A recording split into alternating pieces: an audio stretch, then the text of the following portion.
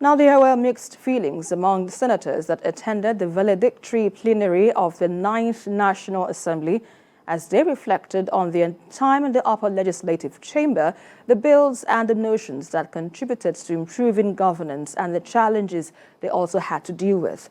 Vice President Senator Kashim Shettima, wife of the President, Senator Oluremi Tinubu, and the Governor of Kaduna State, Senator Uba Sani, attended the valedictory plenary that will be their last before taking up their new assignments. And TVC News National Assembly correspondent Tijesu Adeoye reports.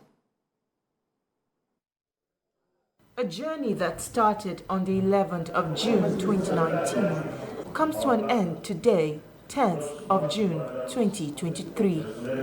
This is the last time senators will convene to make laws in the 9th National Assembly.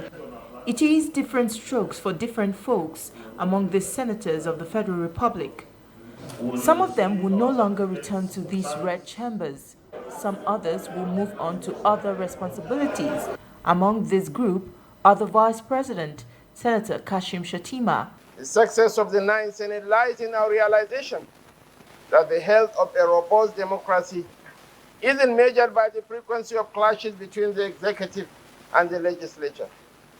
The anchor of this Senate is the principle that no voice is inferior to the other, that every perspective matters.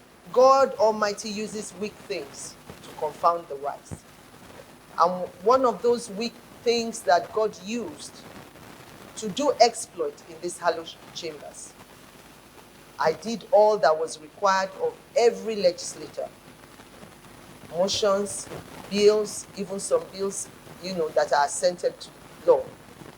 And I can only just be grateful to God. Since I came to the 9th Senate, I have applied myself fully to the task of lawmaking, representation, oversight, and constituency service.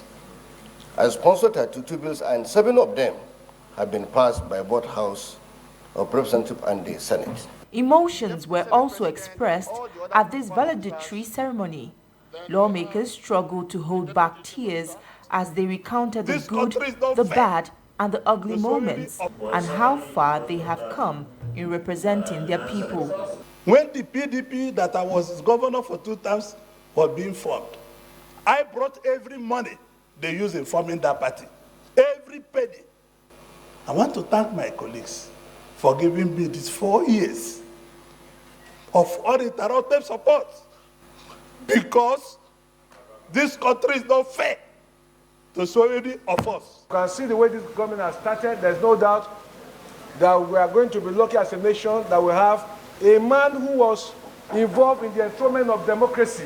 Everybody expects that the Senate or the National Assembly would be led or would hold its activities on partisan grounds. I dare say this is probably the least partisan assembly that we've had since the advent of democracy in 1999. This Senate introduced 874 bills, out of which 162 of the bills have been passed, and 104 of them have gotten the President's assent, setting a record that surpasses the work rate of previous parliaments. Now the spotlight will move to the 10th National Assembly, as the leadership context already gives a sense of what to expect. Tijesu Adeoye, TVC News, Abuja.